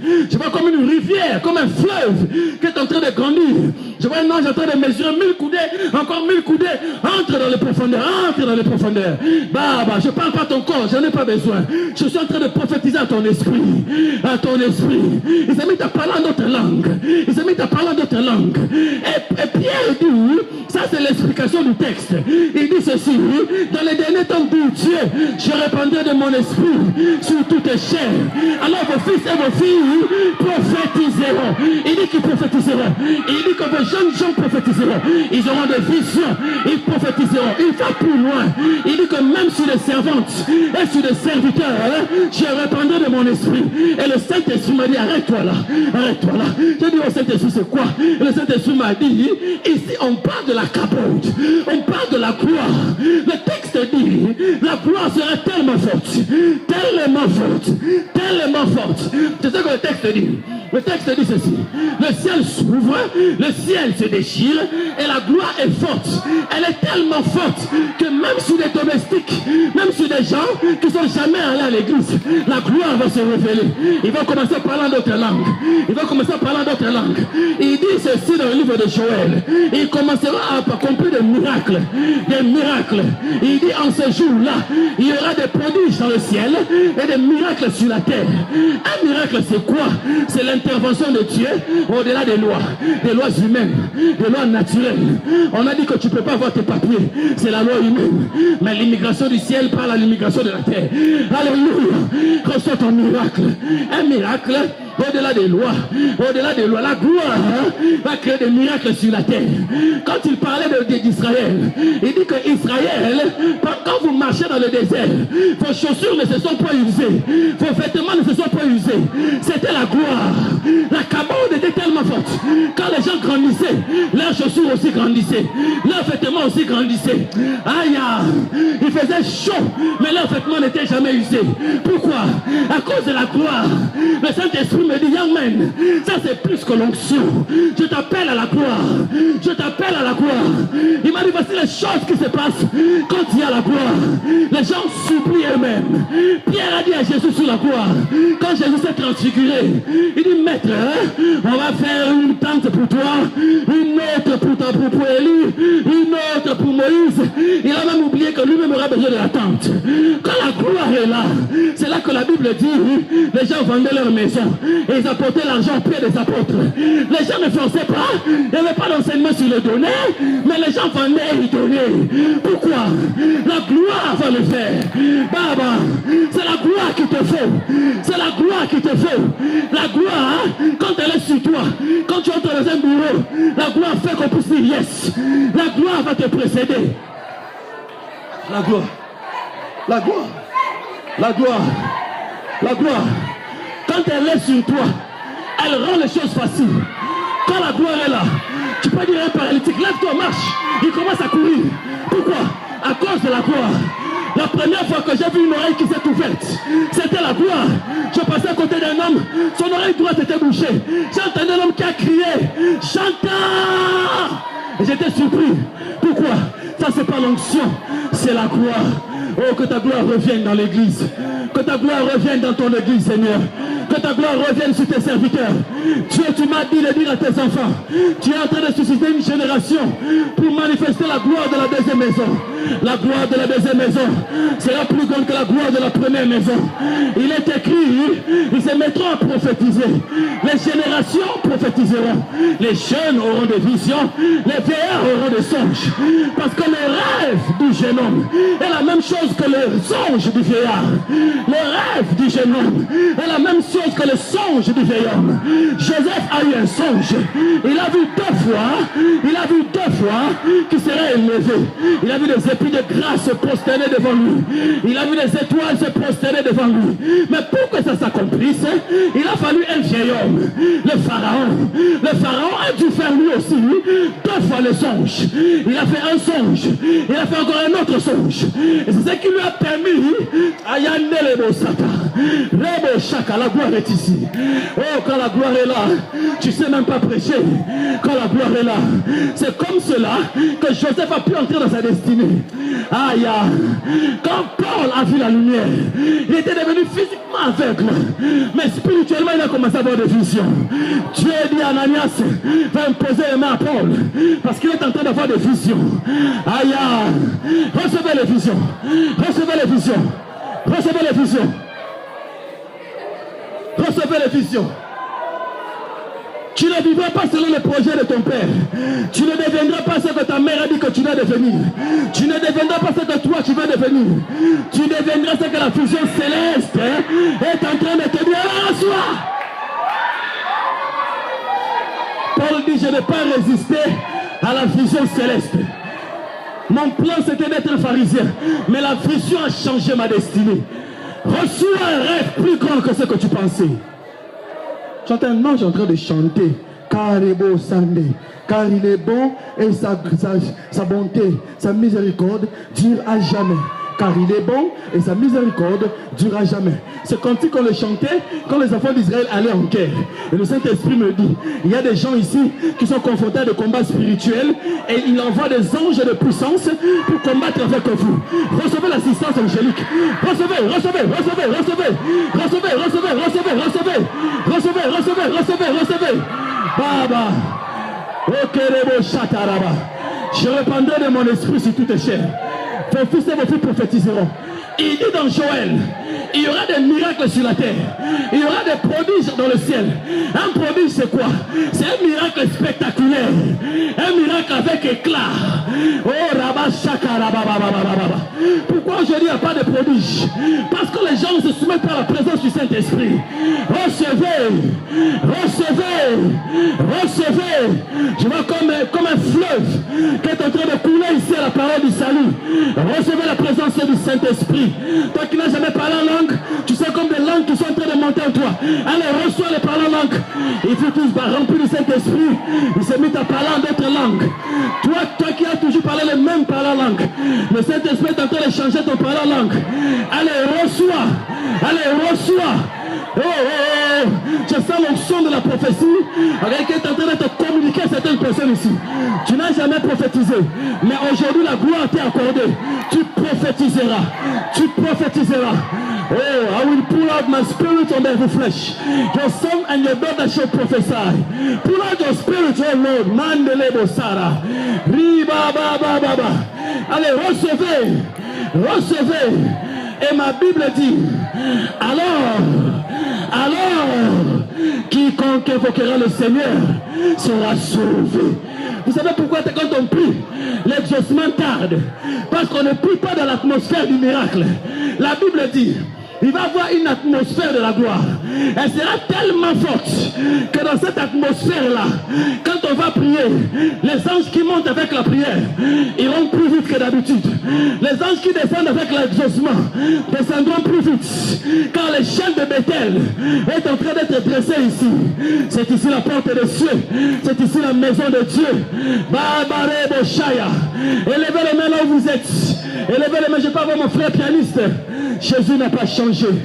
Est-ce que tu as soif de la gloire? Est-ce que tu as soif de la gloire? Oh, quand la gloire est là, la maladie part d'elle-même. Quand la gloire est là, la souffrance s'arrête d'elle-même. Qu'est-ce qu'il nous faut aujourd'hui à l'église? Il nous faut la gloire de Dieu. Pour que tu te maries facilement, il te faut la gloire de Dieu. Quand la gloire descend, tu as en 2 mois un résultat que tu peux avoir en 20 ans. Qu'est-ce qu'il te faut? C'est la gloire. C'est la gloire. C'est la gloire. C'est la gloire. Je ne vais pas te dire ce que tu dois dire à Dieu maintenant.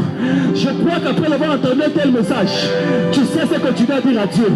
Je crois qu'après avoir entendu un tel prophète, tu sais ce que tu dois dire à Dieu. Il m'a envoyé depuis Londres pour venir affecter ta vie. Dis à Dieu, donne-moi une onction fraîche. Dis à Dieu, oins-moi comme tu ne m'as jamais oint. Dis à Dieu, emmène-moi dans de nouvelles profondeurs. Dis au Saint-Esprit, je vais te redécouvrir. Je vais te redécouvrir. C'est ma prière de ces jours-ci. Saint-Esprit, je vais te redécouvrir. Oh, Rebo Shakababa. Je ne vais pas m'habituer à toi. Je vais te redécouvrir. Je vais te redécouvrir. Si tu peux te lever, lève-toi. Mais je veux que tu t'adresses à Dieu. Si tu peux te tenir debout, tiens-toi debout. Mais je veux que tu t'adresses à Dieu. Je n'entends pas ta prière. Je n'entends pas ta prière. Je n'entends pas ta prière. Je n'entends pas ta prière. Tu n'as pas besoin de moi. Non, non, non, non, non, non. Tu n'as pas besoin de moi. Tu n'as pas besoin de moi. Il y a une dame qui a été guérie dernièrement de son cancer au niveau des seins aux États-Unis. En écoutant cette parole à la radio, j'étais en train de dire tout simplement, reçois ton miracle. Et elle a dit Amen. Et le cancer est parti. Baba, élève les mains. Tu n'as pas besoin de moi. Tu as besoin de lui. Tu as besoin de lui. Tu as peut-être des comptes à rendre avec le Saint-Esprit. Il a dit ton corps c'est ma maison. Il n'a pas apprécié là où tu étais parti dernièrement. Il a dit ton corps c'est ma maison.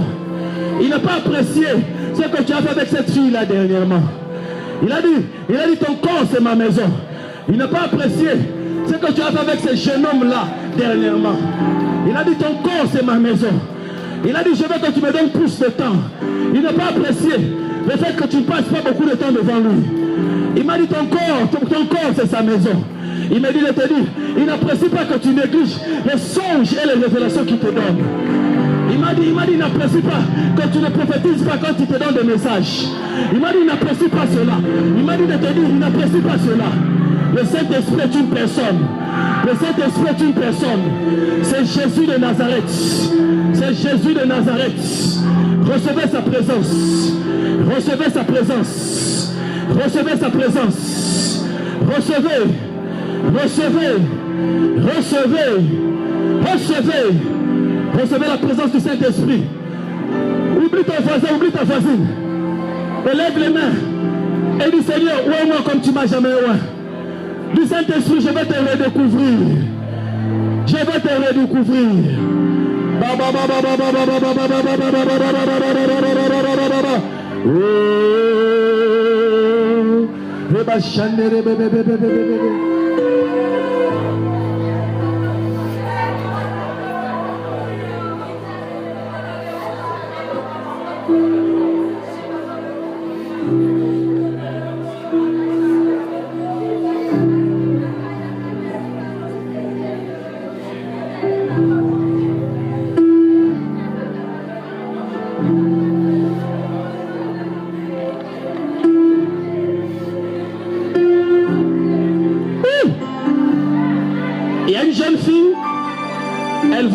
De blanc qui se tient devant elle. N'aie pas peur.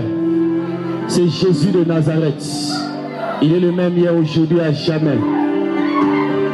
Il y a des apparitions qui sont en train de se produire maintenant. Laisse-la, laisse-la, laisse-la. Elle est en train de voir Jésus. N'aie pas peur de ces cris.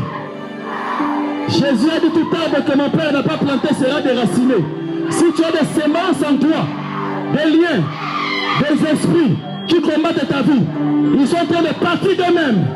La gloire est en train de les chasser. La gloire est en train de les chasser.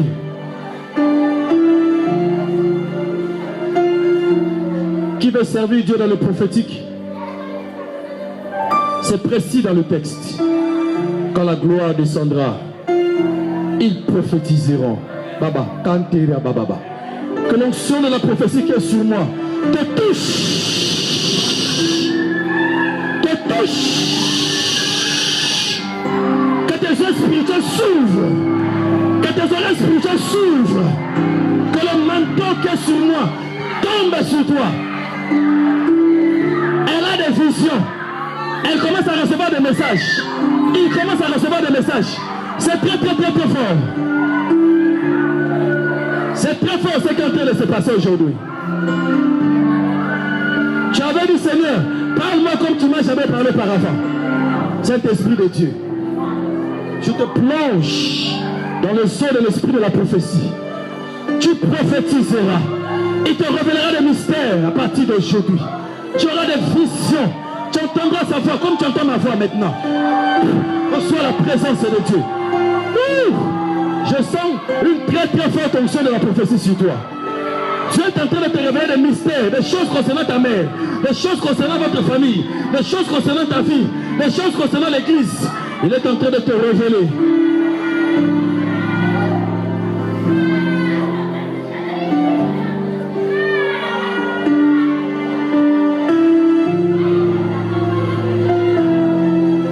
Il te sera fait selon ta soif. Il te sera fait selon ta faim. Ici, là où je me tiens, je vois comme une nappe toute blanche, comme une lumière très très forte qui est en train de briller ici. C'est la présence de l'Esprit de Dieu. Allez, recevez. Allez, recevez. Certaines personnes sentent comme les vents qui étaient venus devant Job. C'était le Saint-Esprit. C'était le Saint-Esprit. Il y en a qui ressentent comme ces vents d'eau légers qui étaient venus sur Élie. Oh, tu sens comme des picotements sur ton corps. Tu te dis, mais c'est quoi ça? C'est quoi ça? C'est la présence du Saint-Esprit. Le Saint-Esprit est la dernière manifestation de Dieu. Jeune fille, tu es libre. Tout arbre que mon père n'a pas planté est déraciné maintenant. Au nom de Jésus de Nazareth, toute plante, toute sémence que le diable a mis en toi pour détruire ta vie, je l'annule aujourd'hui. Toi, esprit des eaux, abandonne-la, lâche-la à partir d'aujourd'hui. Au nom de Jésus-Christ.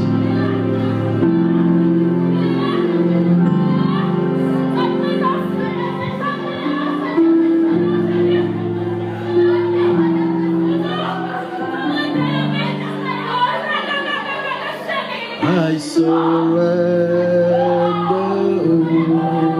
to you.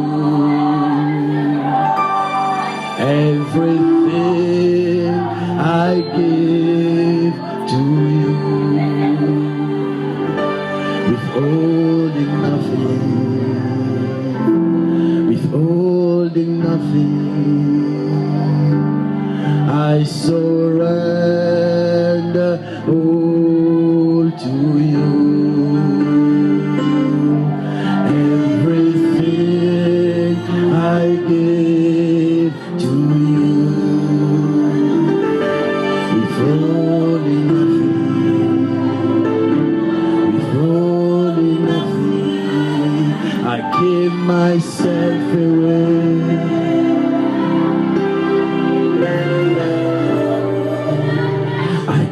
Myself away so you can use me. I give myself away. Je veux que tu dis, Saint-Esprit, j'abandonne ma vie. Je te consacre ma vie.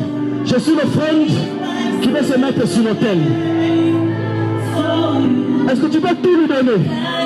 Est-ce que tu peux tout lui donner? Est-ce que tu peux tout lui donner?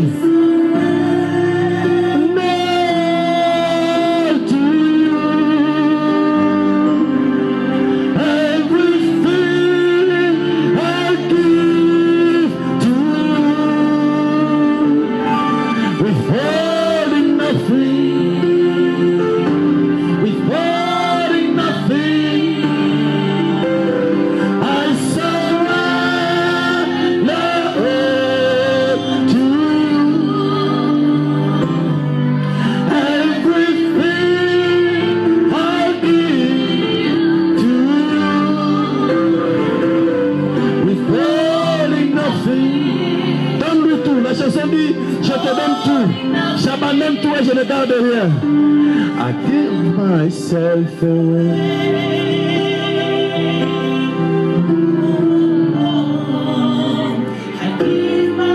J'entends pas ta prière.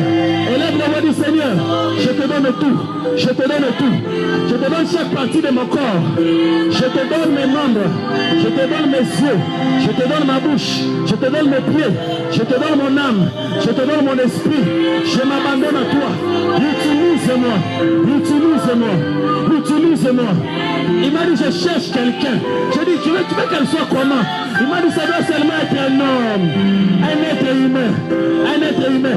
J'ai dit, tu veux que la personne ait combien d'années dans la foi? Il m'a dit, il y a un homme seulement. Un homme, je veux un homme. J'ai dit, tu veux que la personne soit pure, soit sainte? Il m'a dit, non, un homme seulement. Je cherche un homme.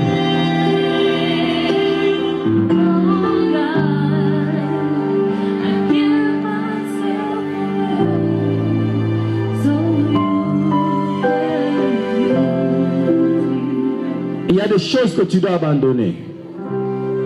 Il y a des gens que tu dois abandonner.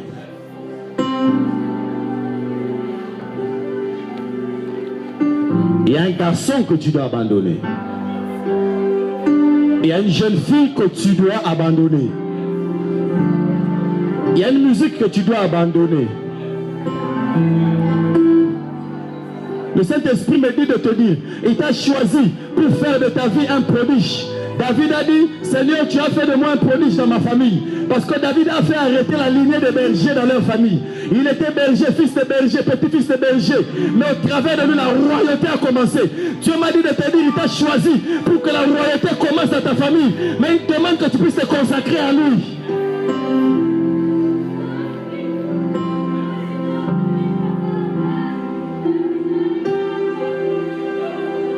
Je veux que tu pries. Je n'entends pas les gens prier ici. La prière de consécration. La plus belle prière de ta vie, c'est de dire, Seigneur, j'abandonne la lutte. Prends tout. Prends tout. Consacre.